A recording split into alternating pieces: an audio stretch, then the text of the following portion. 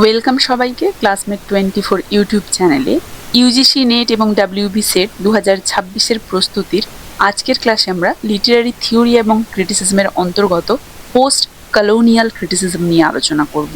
Literary theory এবং ক্রিটিসিজমের উপরে আজকের ক্লাসটি হচ্ছে ক্লাস নাম্বার 27। আশা করছি তোমরা ক্রিটিসিজমের উপরে এই যে ক্লাসগুলো ক্রনোলজিক্যালি 1 থেকে শুরু করে 26 পর্যন্ত ফলো করেছো। যদি না করে থাকো প্রত্যেকটি ক্লাস আমি একটা সিঙ্গেল প্লে লিস্টে দিয়ে দিচ্ছি। আশা করছি তোমাদের প্রত্যেকেরই আগামী নেট এবং সেটের প্রিপারেশনে এই সমস্ত ক্রিটিসিজমের ক্লাসগুলো খুবই হেল্পফুল হবে। নেট এবং সেটের অ্যাসপিরেন্টসরা তোমরা চাইলে full syllabus based notes, one liners এবং এমসিকিউ সহ প্রশ্ন উত্তরের জন্য সরাসরি আমাদের এই হোয়াটসঅ্যাপ নাম্বারে কন্ট্যাক্ট করতে পারো। পাশাপাশি নেট এবং সেটের প্রিপারেশনের উদ্দেশ্যে আমাদের পেইড মেম্বারশিপ কোর্স রয়েছে। তোমরা চাইলে মান্থলি স্বল্প মূল্যে এই পেইড মেম্বারশিপ কোর্সগুলো জয়েন করতে পারো, যেখানে প্রত্যেকটি সেকশন কভার করে ফুল সিলেবাস বেসড ক্লাসেস তোমরা পেয়ে যাচ্ছ। সঙ্গে প্রশ্ন উত্তর, পিওয়াইকিউ সিরিজ এবং ওয়ান লাইনারের ক্লাসও তোমরা প্রতিনিয়ত পেয়ে যাবে। তাই যারা যারা ইচ্ছুক ডেসক্রিপশন বক্সে আমি লিঙ্ক দিয়ে রাখছি, তোমরা চাইলে আমাদের এই স্পেশাল পেইড মেম্বারশিপ কোর্সগুলো জয়েন করতে পারো। এছাড়াও ইংলিশ রিলেটেড যে কোনো ধরনের কোয়ারি থাকলে, আপকামিং যে কোনো এক্সাম সম্পর্কে জানতে হলে বা যে কোনো ধরনের জিজ্ঞাসার জন্য তোমরা আমার টেলিগ্রাম চ্যানেল এবং হোয়াটসঅ্যাপ চ্যানেলটাও ফলো করে নিতে পারো। এই দুটোর লিঙ্কই আমি এই ভিডিও ডেসক্রিপশন বক্সে উল্লেখ করে দিচ্ছি।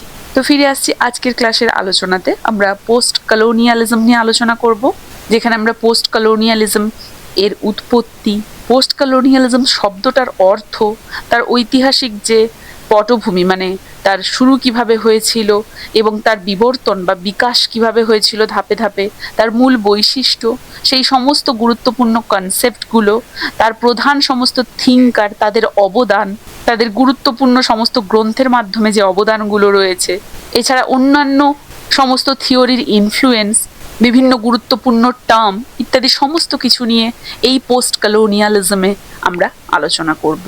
তো সবার প্রথমে আজকের ক্লাসে আমরা আলোচনা করব এই পোস্ট কলোনিয়ালিজম শব্দের অর্থ এবং তার উৎপত্তি নিয়ে।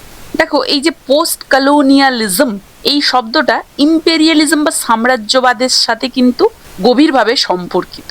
মানে পোস্ট কলোনিয়ালিজমের মূল শেকড়ই লুকিয়ে রয়েছে ইম্পেরিয়ালিজম বা সাম্রাজ্যবাদের ইতিহাসের মধ্যে। অর্থাৎ আমরা পোস্ট কলোনিয়ালিজম সম্পর্কে যদি জানতে চাই, সবার প্রথমে আমাদেরকে জানতে হবে ইম্পেরিয়ালিজম সম্পর্কে।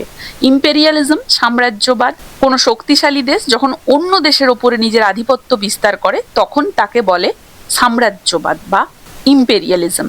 এবং সেই যে সময়কাল, আধিপত্য বিস্তার করার সেই সময়কাল এবং তার পরবর্তী প্রভাবগুলো নিয়ে যেখানে আলোচনা করা হচ্ছে সেটাই হচ্ছে পোস্ট কলোনিয়ালিজম। আর এই যে ইম্পেরিয়ালিজম বা সাম্রাজ্যবাদ এই শব্দটা এসেছে ল্যাটিন ইম্পেরিয়াম থেকে। এর মানে হচ্ছে পাওয়ার বা ক্ষমতা, শাসন করা বা নিয়ন্ত্রণ করার ক্ষমতা, অথরিটি কর্তৃত্ব, নিয়ম বা আইন জারি করার অধিকার, কমান্ড, কমান্ড হচ্ছে আদেশ, কোনো কিছুর ওপরে কোনো হুকুম চালানো, ডোমিনিয়ন, ডোমিনিয়ন হচ্ছে আধিপত্য, একটা নির্দিষ্ট অঞ্চলের ওপরে পূর্ণ নিয়ন্ত্রণ।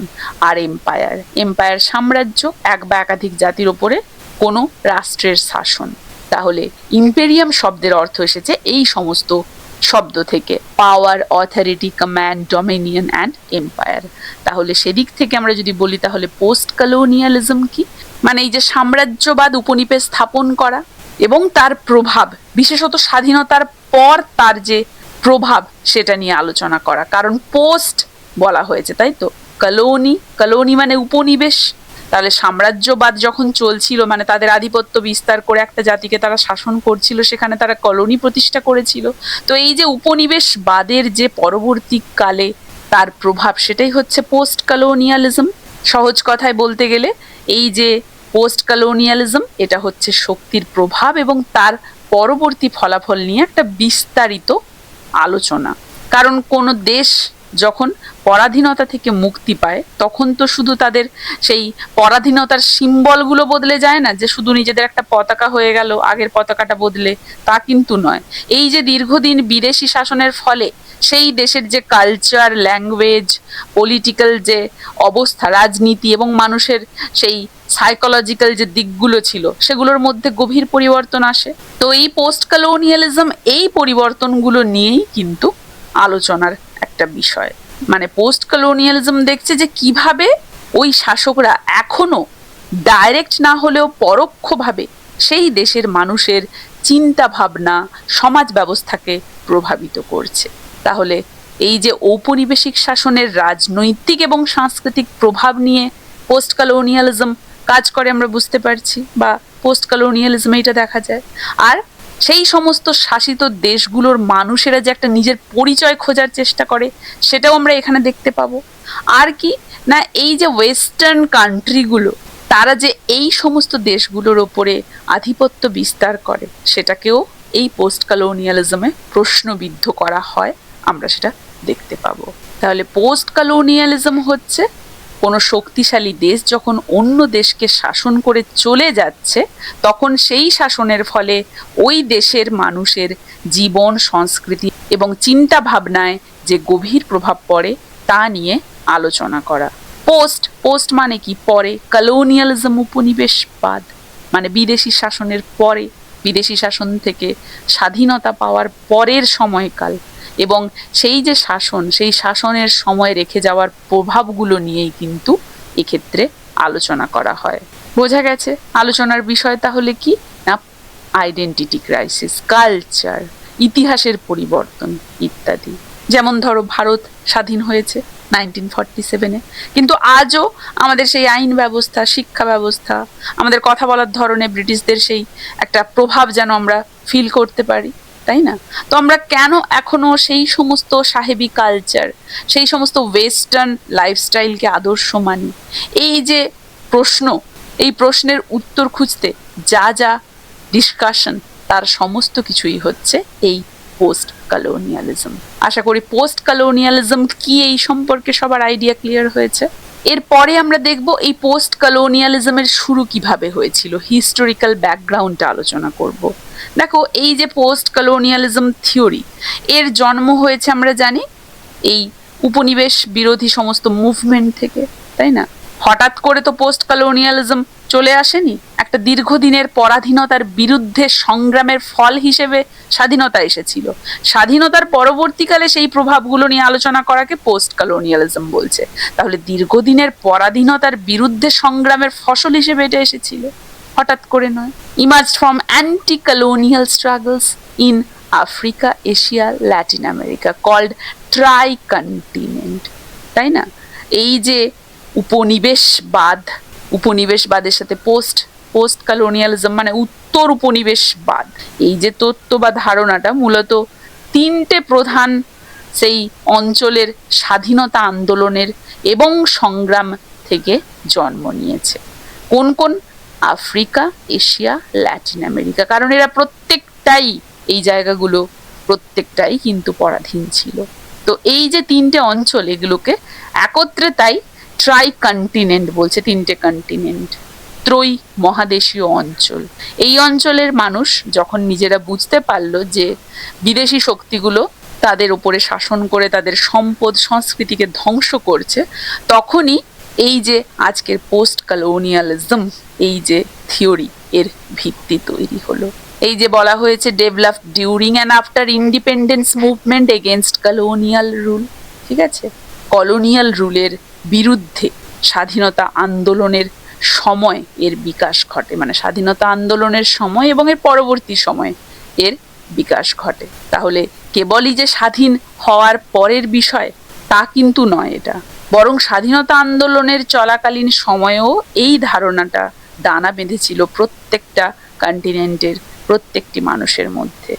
কারণ দেশগুলো যখন একে একে স্বাধীন হতে শুরু করলো, তখন না তারা বুঝতে পারলো যে কেবল তো আর শাসন ক্ষমতা পেলেই হবে না, এই ওয়েস্টার্ন কন্টিনেন্টের এই মানুষগুলো কিভাবে তাদের মনে দাসত্বের ছাপ ফেলে গেছে, তো সেই ছাপ থেকে কিভাবে মুক্ত হবে সেটা তারা ভাবতে বসলো।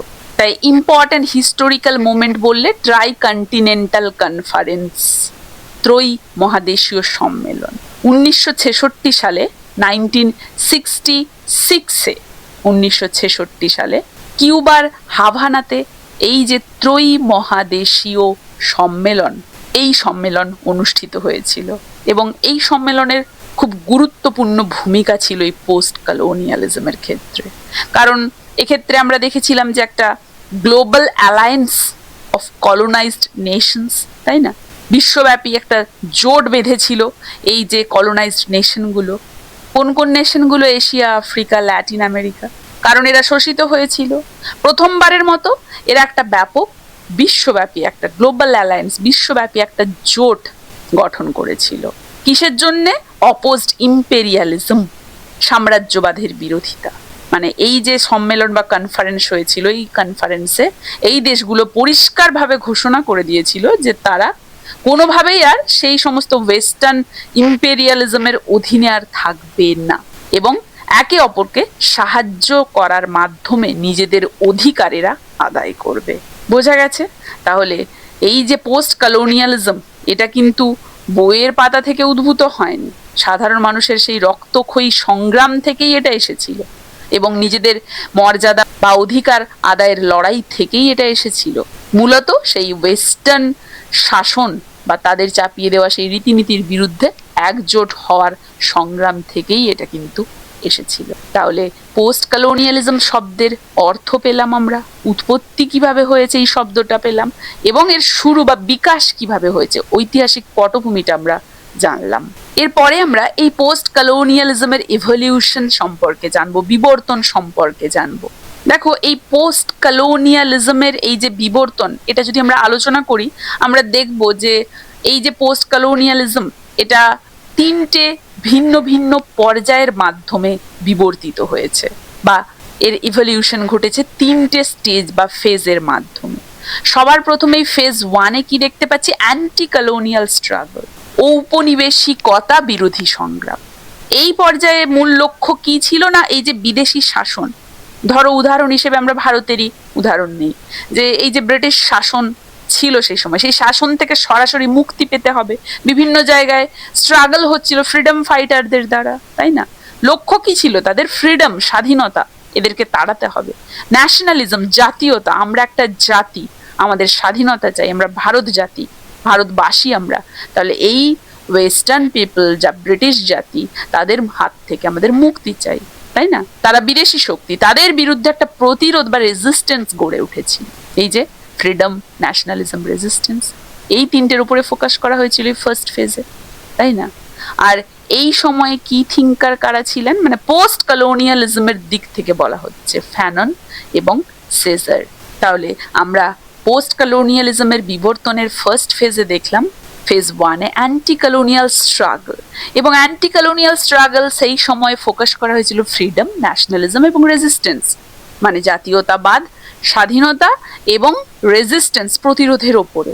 আর এই সময়ের কি থিঙ্কার হিসেবে ফ্রান্স ফ্যানন এবং আইমে সিজারকে পেলাম আমরা। তারা মূলত এই সমস্ত এই যে ঔপনিবেশিক শাসন, মানে কলোনিয়াল রুল, এর বিরুদ্ধে লড়াই এবং শোষিত মানুষের মনস্তত্ত্ব নিয়ে তারা কথা বলেছিল। আমরা ফ্যানন, আইমে সিজারকে নিয়ে ভালোভাবে আলোচনা করব। এই ফেজে আমরা কিভাবে বিবর্তন হচ্ছে ফেজটার উপরে ফোকাস করছি। ফেজ 2-তে আমরা কি দেখতে পাচ্ছি? কালচারাল অ্যান্ড থিওরিটিক্যাল ডেভেলপমেন্ট, সাংস্কৃতিক এবং থিওরিটিক্যাল তাত্ত্বিক বলা হয়, এটা তাত্ত্বিক বিকাশ।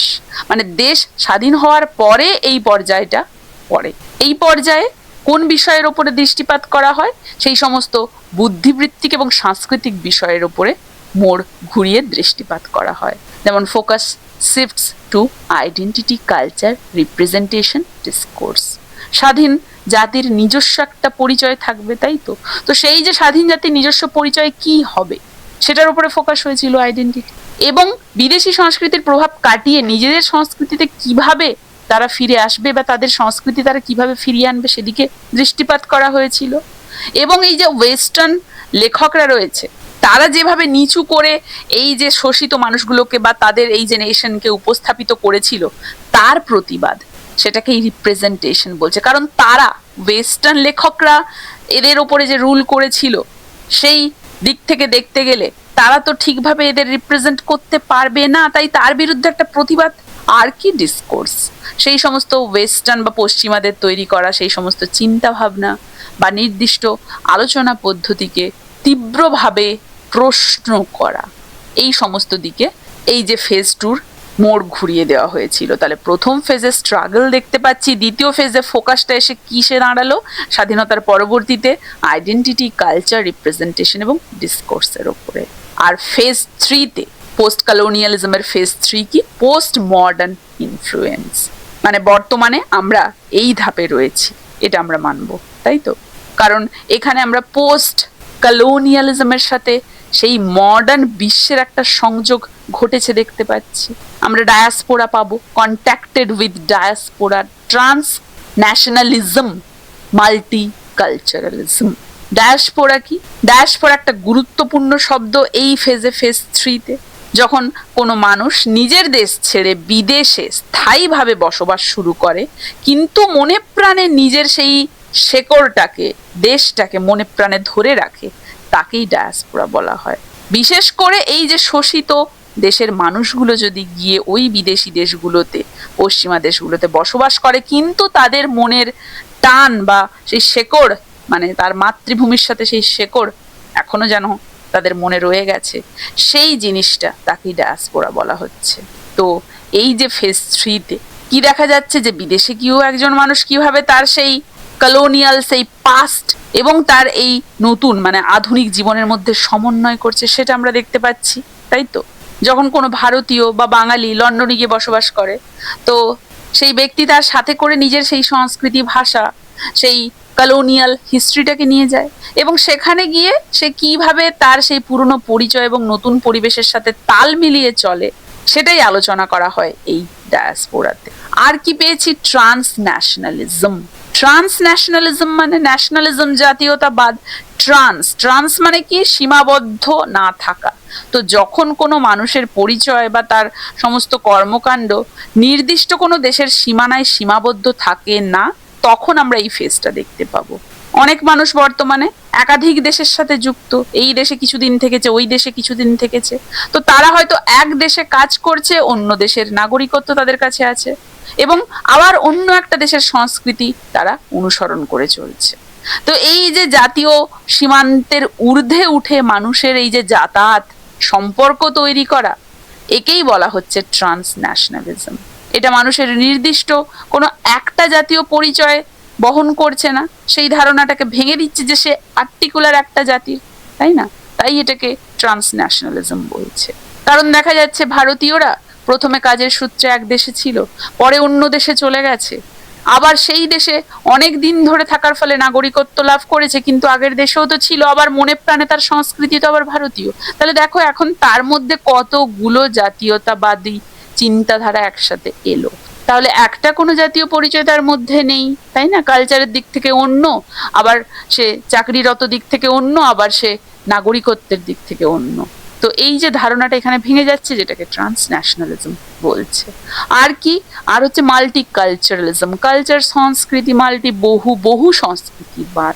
মানে এখানে আমরা কি দেখতে পাবো, যে কোনো সমাজে, মানে একটা সমাজে বিভিন্ন জাতি, ধর্ম, সংস্কৃতির মানুষ সমান মর্যাদা এবং অধিকার নিয়ে একে অপরের সাথে বসবাস করছে।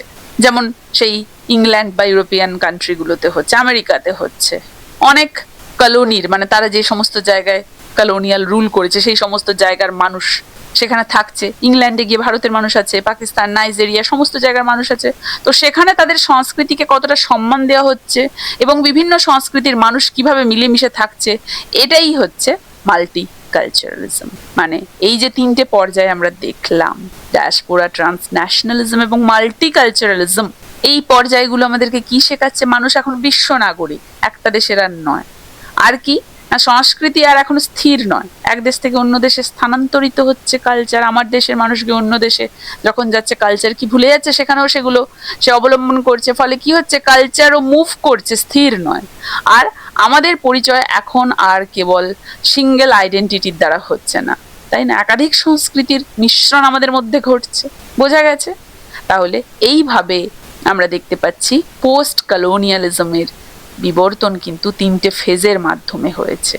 প্রথম ফেজে আমরা স্ট্রাগল দেখলাম, দ্বিতীয় ফেজে স্ট্রাগল থেকে সেই ফোকাসটা সরে গিয়ে আইডেন্টিটি, কালচার, রিপ্রেজেন্টেশন এবং ডিসকোর্সের ওপরে হলো। আর তৃতীয় ফেজে আমরা দেখলাম পোস্ট মডার্ন ইনফ্লুয়েন্স, মানে মডার্ন প্রভাব যে পড়েছে বোঝা গেছে এভাবেই পোস্ট কলোনিয়ালিজমের বিবর্তন হয়েছে। তো পোস্ট কলোনিয়ালিজমের কি ফিচার্স নিয়ে এর পরবর্তীতে আমরা আলোচনা করব। দেখো, পোস্ট কলোনিয়ালিজমের মূল বৈশিষ্ট্য বললে আমরা কি বলবো, যে পোস্ট কলোনিয়ালিজম মূলত কয়েকটা নির্দিষ্ট যেন দিক থেকে কাজ করছে। সবার প্রথমেই সেটার আসছে studies impact of colonialism on culture, politics and economy.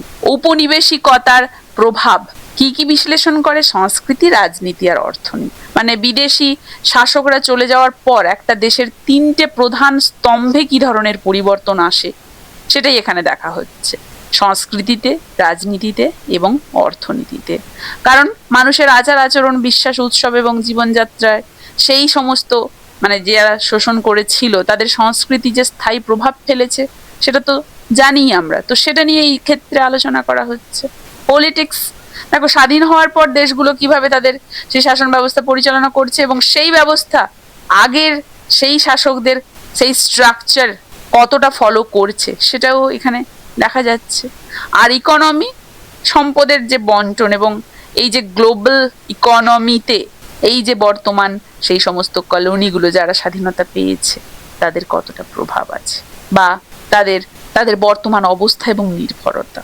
আর কি, rewrites history from the preservative perspective of the colonised. শোষিতদের দৃষ্টিভঙ্গি থেকে ইতিহাস পুনর্লিখন, এটাও একটা বৈশিষ্ট্য। ছোটবেলা থেকে আমরা যে ইতিহাস পড়ছি তার অনেকটা লিখেছে বিজয়ীরা বা শাসকরা, তাই তো? বর্তমান দিনে আরোই তোমরা বেশি রিলেট করতে পারবে, যে সমস্ত এক্সাম্পল আমরা চোখের সামনে দেখতে পাচ্ছি। তো সেই যে শাসকরা লিখে যাচ্ছে সেই হিস্ট্রিগুলো, সেটাই আমরা পড়ছি। সেখানে তারা নিজেদের সেই সভ্য এবং সেই শোষিত শ্রেণীকে অসভ্য, পিছিয়ে পড়া হিসেবে দেখিয়েছে, সেটাই আমরা পরবর্তীতে পড়ে যাচ্ছি। তাহলে কি হলো, তাদের ওই যে হিস্ট্রিটা যেটা বর্তমানে আমাদের হিস্ট্রি হয়ে দাঁড়িয়েছে, তাদের লিখিত ওই হিস্ট্রিটা তাদের দৃষ্টিভঙ্গি থেকে হয়েছে, তাই না? তো সেটা রাখলে তো আশা করি চলবে না। ইতিহাসকে পুনর্লিখন করা খুবই জরুরি, পুনরায় লিখতে হবে। তাহলে এই যে পোস্ট কলোনিয়ালিজমের কাজ হচ্ছে একতরফা ইতিহাসকে চ্যালেঞ্জ করা, শোষিত বা পরাধীন মানুষের যে জবানবন্দি সেগুলো সঠিকভাবে ইতিহাসে তুলে ধরা হয়েছে কিনা দেখা, না হলে সেটা করা, তাই না? নিজস্ব বীরত্ব, আমাদের নিজেদের যে বীররা তাদের যে সংগ্রাম সেগুলো দেখতে হবে। ইতিহাসকে আমাদের দৃষ্টিভঙ্গি থেকে লিখতে হবে বা শোষিতদের দৃষ্টিভঙ্গি থেকে লিখতে হবে। আর কি, এক্সামাইন, গভীর বিশ্লেষণ এবং পরীক্ষা। Identity crisis, cultural domination, language and power. পরাধীনতার ফলে মানুষ নিজের আসল পরিচয় আর ওই যে শোষিত শ্রেণীর কালচার, এই দুটোর মধ্যে দ্বিধায় পড়ে যায়, নিজেদের পুরোপুরি চিনতে পারে না। ফলে একটা হাইব্রিডিটি বা মিশ্র পরিচয় দেখতে পাওয়া যায়।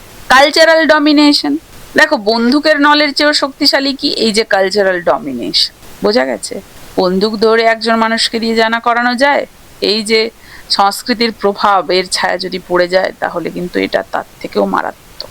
মানে কোনো জাতি যখন মনে করছে যে বিদেশিরা যে পোশাক পরছে, খাবার খাচ্ছে, তাদের জীবনযাপন ওটাই শ্রেষ্ঠ, তখন তারা কিন্তু মানসিকভাবেই যেন পরাধীন হয়ে আছে ওদের আন্ডারে, যতই স্বাধীনতা তাদের এসে যাক না কেন, তাই না? আমাদের মধ্যে অনেকেরই এগুলো রয়েছে এখনো, অনেকেই এই জিনিসটাই মেনটেন করে। তো একেই সাংস্কৃতিক আধিপত্য বলছে, কালচারাল ডমিনেশন। ল্যাঙ্গুয়েজ পাওয়ার কি, দেখো ভাষা তো মনের ভাব শুধু প্রকাশ করছে না, ক্ষমতার চাবিকাঠি, এটা আমরা জানি। তো শাসকরা তাদের যে ভাষা ইংরেজি, আমাদের যে বর্তমান ইংলিশ লিটারেচার স্টুডেন্টদের ভাষা, তো এই যে ইংরেজি এটা সমাজে অভিজাত্য এবং ক্ষমতার প্রতীক হয়ে দাঁড়ায়। আমরা যারা যারা ইংলিশ অনার্স পড়ি, নিশ্চয়ই তোমরা স্টুডেন্টরা এই ধরনের প্রশ্ন অন্যান্য বেঙ্গলি ডিপার্টমেন্টের স্টুডেন্টের কাছ থেকে ফলো করেছো। ফর এক্সাম্পল আমি বললাম, আমার ক্ষেত্রে তো এটা হয়েছে, জানি না তোমাদের ক্ষেত্রে হয়েছে কিনা। তো এই যে ইংলিশ বা ইংরেজি ভাষাটাকে ক্ষমতার প্রতীক হিসেবে দেখা হচ্ছে। তো পোস্ট কলোনিয়ালিজম কিভাবে ভাষার ব্যবহার করে একটা জাতি অন্য জাতির ওপরে শ্রেষ্ঠত্ব বজায় রাখে সেটা দেখাচ্ছে, তাই না? তাহলে এটাকেও একটা মূল বৈশিষ্ট্য বলবো। তাহলে এই যে পোস্ট কলোনিয়ালিজম, এটা কেবলই রাজনৈতিক একটা যে বিষয় তা নয়, এটা ইতিহাস, সংস্কৃতি, ভাষা, থিঙ্কিং, এগুলোর সব কিছু থেকে পরাধীনতার ছাপ মুছে ফেলে নিজেদেরকে নতুনভাবে চেনার একটা প্রক্রিয়া, তাই না? কারণ শুধু আমরা যে দেশ স্বাধীন করে নিলাম সেটা করলে হবে না। তাহলে পোস্ট কলোনিয়ালিজমে আমরা দেখতে পাবো এই সমস্ত কিছু থেকেই যেন আমাদের সেই পরাধীনতার ছাপকে মুছতে হবে, সেই নিয়ে আলোচনা করা হয়েছে। তাহলে কি ফিচার্স অফ পোস্ট কলোনিয়ালিজম আশা করি সবাই বুঝতে পেরেছো। এবারে আমরা পোস্ট কলোনিয়ালিজমের কিছু গুরুত্বপূর্ণ কনসেপ্ট নিয়ে আলোচনা করব। সবার প্রথমেই ডায়াসপোরা আসছে। ডায়াসপোরা আমি একটু আগেই বুঝিয়েছিলাম, নিজের মাতৃভূমিকে ছেড়ে অন্য দেশে স্থায়ীভাবে বসবাস করা এবং নিজের মাতৃভূমির প্রতি সেই যে শেকড় বা টান অনুভব করা। মূলত মাইগ্রেশন এবং ডিসপ্লেসমেন্ট অফ পিপল এক্ষেত্রে আলোচিত হয়। যখন কোনো জাতি যুদ্ধ, অভাব, ভালো জীবনের আশায় নিজের দেশ ছেড়ে অন্য দেশে বা বিদেশে ছড়িয়ে পড়ে, তাকেই ডায়াসপোরা বলে। তো এই পোস্ট কলোনিয়ালিজমে দেখা যায় যে বিদেশে গিয়েও সেই মানুষটা কিভাবে তার সেই পুরনো সংস্কৃতি নতুন দেশের সংস্কৃতির মধ্যে লড়াই করে যেন বেঁচে আছে, নিজেরটাকে ভুলতে পারছে না, নতুনটাকে অ্যাকসেপ্ট করতে পারছে না, এই যে লড়াইয়ের মধ্যে বেঁচে আছে, মানে শেকড়ের টান রয়েছে, ডায়াসপোরা বলছে তাই সেটাকে। বোঝা গেছে? হাইব্রিডিটি, সংকরায়ন, হাইব্রিড কথাটা থেকে এসেছে। হাইব্রিড আমরা জানি দুটোর মিশ্রণ। তো এখানে কি বলা হচ্ছে? কালচারাল মিক্সিং, সাংস্কৃতিক মিশ্রণ। আমরা এক্ষেত্রে বিখ্যাত থিওরিস্ট হোমিকে ভাবাকে পাবো। তিনি এই যে হাইব্রিডিটি এই ধারণাটাকে জনপ্রিয় করেছেন। হাইব্রিডিটি মানে হচ্ছে ঔপনিবেশিক শক্তি যখন একটা দেশে আসে তখন তাদের সেই কালচার এবং সেই দেশের যে কালচার, এই দুটো মিশে এক নতুন ধরনের কালচার জন্ম হয়। তো এটা কোনোটাই কিন্তু বিশুদ্ধ নয়, বরং এটা একটা মিশ্র রূপ। আমরা বাংলা ভাষার মাঝখানে প্রচুর ইংরেজি শব্দ ব্যবহার করি, তো এটাই হচ্ছে এক ধরনের হাইব্রিডিটি, দুটোর সংমিশ্রণে উদ্ভূত একটা নতুন রূপ। বোঝা গেছে? মিমিক্রি, মিমিক্রি মানে অনুকরণ। শাসিতরা যখন শাসকদের অনুকরণ করে, মানে হোমিকে ভাবা বলেছিলেন এক্ষেত্রে যে শাসিত বা পরাধীন দেশের মানুষ যখন ক্ষমতার লোভে বা টিকে থাকার জন্য সেই শাসকদের ভাষা, পোশাক এবং তাদের সেই সমস্ত আদব কায়দাগুলোকে নকল করতে চায়, তাকেই মিমিক্রি বলে। কারণ তারা নিজেদেরকে তো তাদের থেকে নগণ্য মনে করছে, তাদেরকেই তারা পারফেক্ট মনে করছে, ফলে অনুকরণ করতে চায়, তাই না? কিন্তু অনুকরণ তো কখনো নিখুঁত হয় না। অনুকরণ কি হয়ে যায়? তামাশার মতো হয়ে দাঁড়ায়। তাহলে অনুকরণ তো উচিতই নয়। পোস্ট কলোনিয়ালিজমের ক্ষেত্রে মিমিক্রিও একটা গুরুত্বপূর্ণ কনসেপ্ট। আর কি? থার্ড স্পেস, তৃতীয় পরিসর। এটা cultural negotiation, space of cultural negotiation, সাংস্কৃতিক সমঝোতার জায়গা। এটাও হোমিকে ভাবার একটা কনসেপ্ট। এটা এমন একটা কাল্পনিক জায়গা যেখানে দুটো ভিন্ন ভিন্ন সংস্কৃতি, আলাদা আলাদা দুটো কালচার একে অপরের সাথে পরিচিত হয় এবং নিজেদের মধ্যে একটা সমঝোতা করে। ফলে এই যে থার্ড স্পেস, এখানেই হাইব্রিডিটির বা মিশ্রণের জন্ম হয়। তাহলে দুটো কালচার মিলে যে একটা স্পেস তৈরি করে, সেখানে হাইব্রিডিটির জন্ম হয়, যেটাকে থার্ড স্পেস বলছে। এটা আমাদের মনে করিয়ে দিচ্ছে যে কোনো সংস্কৃতি তাহলে স্থির বা একক নয়। তাহলে একটা সংস্কৃতি অন্য সংস্কৃতির কাছে কিছুটা এগোলো, আর একটা কিছুটা এগোলো, দুটো মিশ্রিত হয়ে নতুন হলো। তাহলে সংস্কৃতি যে স্থির তা নয়, চলমান নিশ্চয়ই, নইলে কিভাবে মিক্স হচ্ছে, তাই না? আর আমরা দেখতে পাই সাব অল্টার্ন। দেখো, সাব অল্টার্ন একটা গুরুত্বপূর্ণ কনসেপ্ট। বোঝা গেছে সমাজের একদম সেই সমস্ত প্রান্তিক, দলিত, নগণ্য মানুষদের ফোকাস করছে এটা, তাই না? কণ্ঠহীন মানুষ, প্রান্তিক মানুষ। গায়ত্রী চক্রবর্তী স্পিভাক এর বিখ্যাত স্কলার, এবং অ্যান্টোনিও গ্রামসির নামও আমরা পাই। তাহলে অ্যান্টোনিও গ্রামসি এবং গায়ত্রী চক্রবর্তী স্পিভাক এই শব্দটা ব্যবহার করেছেন, সাব অল্টার্ন। সাব অল্টার্ন বলতে সেই সমস্ত মানুষদেরকে বুঝবো যাদের কথা কেউই শোনে না, যেমন নিম্নবিত্ত মানুষ, আদিবাসী মানুষ, অত্যন্ত গরিব মানুষ, নিচু জাত, যাদেরকে কেউ কথা বলতেই সুযোগ দেয় না, কেউ শোনে না, যাদের কথা অস্পৃশ্য টাইপের যেন মনে করা হয় তাদেরকে সমাজে, তারাই হচ্ছে সাবঅল্টার্ন। অবহেলিত, নিপীড়িত, শোষিত, নিম্নবিত্ত, আদিবাসী, গরিব মানুষেরা, তাই এদেরকে প্রান্তিক মানুষ বলছে, কণ্ঠহীন মানুষ বলছে, এদের কথা কেউ শোনে না। তাহলে পোস্ট কলোনিয়ালিজম প্রশ্ন করছে, এই মানুষগুলো কি কখনো নিজেদের কথা বলতে পাবে, বা তাদের কাছে সেই সুযোগটা আসবে, সেই সুযোগ তারা পেতে পারবে? আমরা ক্যান দ্য সাবঅল্টার্ন স্পিক পেয়েছি, তাই না, গায়ত্রী চক্রবর্তী স্পিভাকের। তাহলে এই যে কনসেপ্ট, 5টা কনসেপ্ট আমরা পেলাম, কি কি না, হাইব্রিডিটি, ডায়াসপোরা, মিমিক্রি, থার্ড স্পেস এবং সাবঅল্টার্ন। এই যে কনসেপ্টগুলো, এগুলো দ্বারা আমরা বুঝতে পারছি যে কিভাবে মানুষ বাস্তুচ্যুত হয়, কিভাবে শাসকের অনুকরণ করে, কিভাবে দুটো সংস্কৃতি মিলে নতুন রূপ জন্ম দেয়, এবং সেই স্পেসটাকে থার্ড স্পেস বলে, রূপটাকে হাইব্রিডিটি বলে, এবং সমাজের একেবারে নিচের দিকের মানুষ কিভাবে বঞ্চিত হয়। এই জিনিসগুলো আমরা এখানে দেখতে পাচ্ছি। তাহলে কি কনসেপ্ট বা গুরুত্বপূর্ণ ধারণা, পোস্ট কলোনিয়ালিজমের ইম্পর্টেন্ট কনসেপ্টগুলো কি কি, সেগুলো আশা করি সবাইকে বোঝাতে পেরেছি, কারো কোথাও অসুবিধে নেই। এরপরে আমরা পোস্ট কলোনিয়ালিজম এই ধারার মেন সমস্ত থিঙ্কার এবং তাদের অবদান নিয়ে আলোচনা করব। আজকের ক্লাসে আমরা এতদূরই আলোচনা করলাম, যেখানে আমরা পোস্ট কলোনিয়ালিজম শব্দের অর্থ, উৎপত্তি, ঐতিহাসিক পটভূমি কিভাবে শুরু হয়েছে, মানে বিকাশ কিভাবে হয়েছে, তার বিবর্তন কিভাবে কয়েকটা ফেজের মধ্যে দিয়ে হলো, মূল বৈশিষ্ট্য জানলাম এবং যে গুরুত্বপূর্ণ ধারণা বা ইম্পর্টেন্ট কনসেপ্টগুলো নিয়ে আলোচনা করলাম। আশা করছি এতদূর পর্যন্ত সবাইকে বোঝাতে পেরেছি। কারো কোথাও অসুবিধে নেই। কার কেমন লাগলো জানাবে। ভালো লাগলে চ্যানেলটা সাবস্ক্রাইব করে একটা লাইক এবং একটা শেয়ার করে দেবে। এর পরবর্তী অংশটা নিয়ে দেখা হচ্ছে এর পরবর্তী ক্লাসে।